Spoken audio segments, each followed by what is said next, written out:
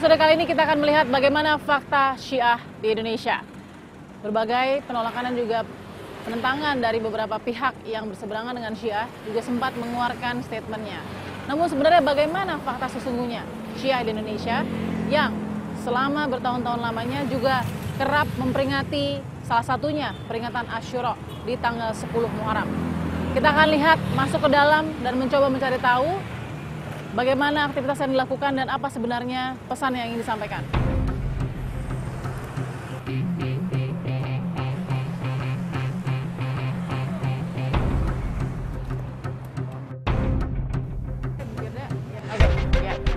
Saya sudah ada di dalam Islamic Cultural Center yang menjadi tempat biasanya memang selalu dipergunakan bagi komunitas Syiah untuk memperingati hari Asyura atau peringatan Asyura. Protokol kesehatan dijalankan, kita masih lihat bagaimana kemudian mulainya acaranya seperti apa, ikuti kami.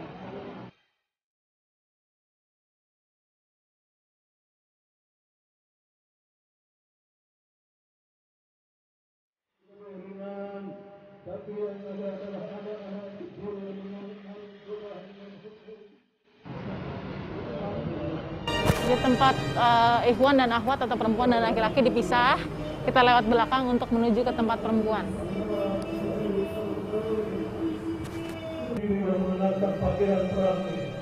Assalamualaikum. Assalamualaikum. Sebelum kubur sempat goncang, tidak memperkenankan dia untuk maju ke depan. Sempat terguncang. Keluarga pertama. Salah satu ritual yang dilakukan oleh komunitas Syiah di ICC setelah mendengarkan ceramah cerita tentang sejarah dari peringatan Asyura itu sendiri, lalu kemudian ini adalah yang paling identik dengan komunitas Syiah, menepukkan tangan ke dada dengan syair-syair duka, dan di malam duka ini itulah peringatan yang dilakukan oleh para komunitas Syiah.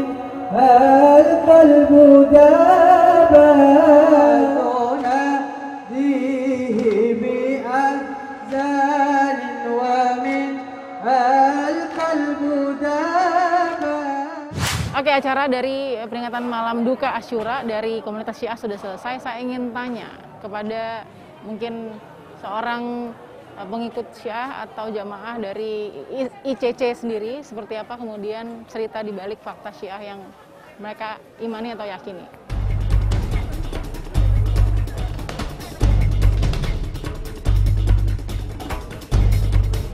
Di tengah acara peringatan yang dilakukan oleh komunitas Syiah di sini di ICC, saya bertemu dengan Mbak Vivi. Betul Mbak Vivi ya? Iya betul. Mbak Vivi ini sudah menjadi Syiah sejak berapa lama? 25 tahunan.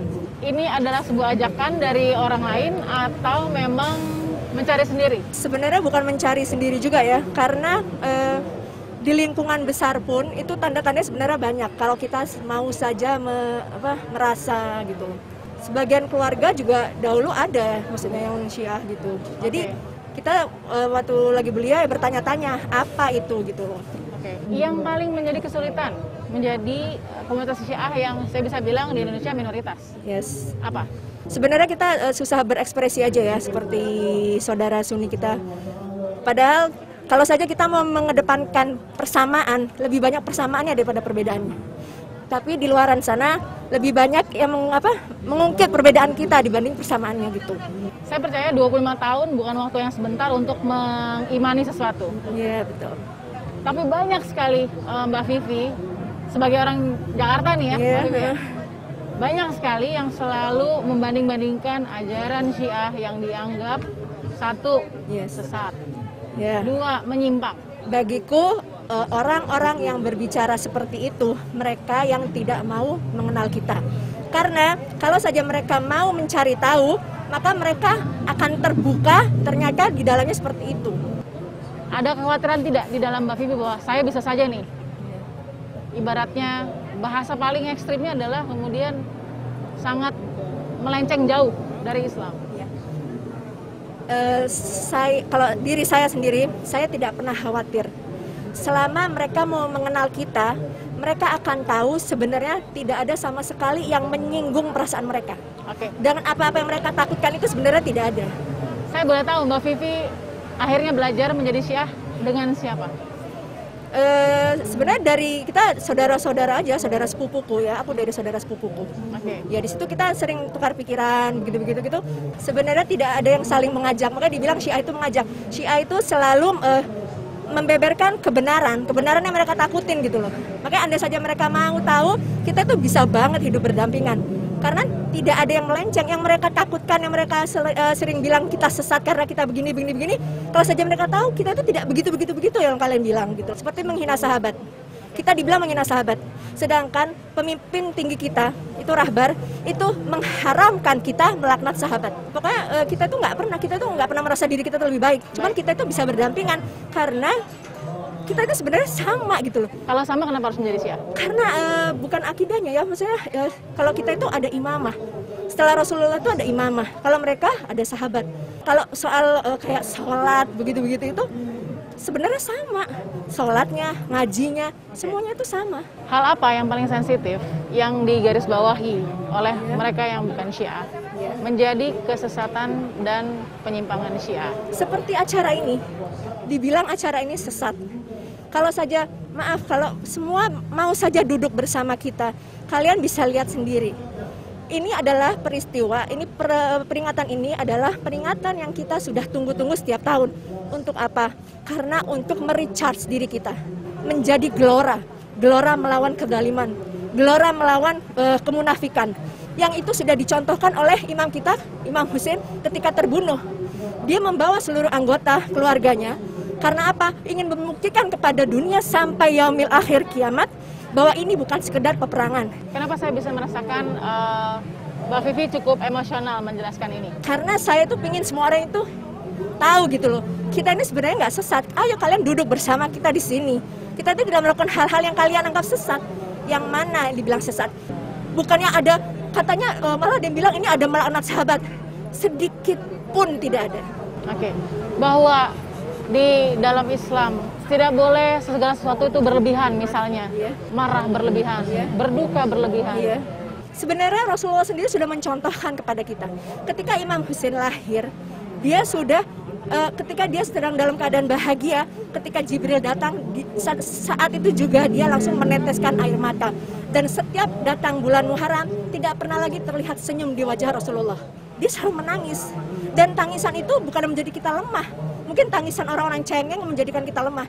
Tapi tangisan di sini, kita mericas tadi aku bilang duka.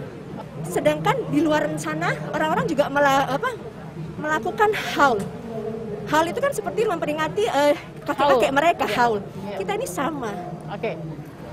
Bagaimana dengan ajaran-ajaran yang lain? Seperti sholat yang berbeda, mut'ah. Syiah selalu dikenakan bagian mut'ah itu. Kalau menurutku, kalau saja mereka mengetahui beratnya orang yang ingin kawin mut'ah itu, maka mereka tidak akan melakukan. Karena syaratnya itu banyak sekali. Jadi bagiku mereka yang melakukan mut'ah itu, mereka yang hanya mengambil sedikit dan membuang sebagian yang berat. Kalau saya tanya pertanyaan sensitif ini, apakah Mbak Vivi juga mempraktekkan nikah mut'ah? Oh tidak. Saya alhamdulillah mempunyai keluarga yang bahagia, saya mempunyai anak, suami, ya alhamdulillah. Dan semua teman saya semuanya sama. Selama menjadi Syiah, ada tidak perpecahan dengan saudara, teman, sahabat, tetangga? Kalau aku selalu berusaha menjaga, kalaupun mereka menjauh gara-gara, tapi selama ini itu ada. Mungkin ada sebagian ya. Tapi ketika mereka tahu, oh ternyata orang Syiah, kita harus membuktikan dengan attitude kita gitu loh. Mbak Vivi, terima kasih sudah berbagi dengan fakta. Sama-sama. Kita dengar dari orang yang sudah menjadi Syiah selama 25 tahun, ya, sudah punya keluarga, anak juga seperti itu, dan menjalani pilihannya sehingga saat ini menjadi Syiah. Kita temukan fakta berikutnya.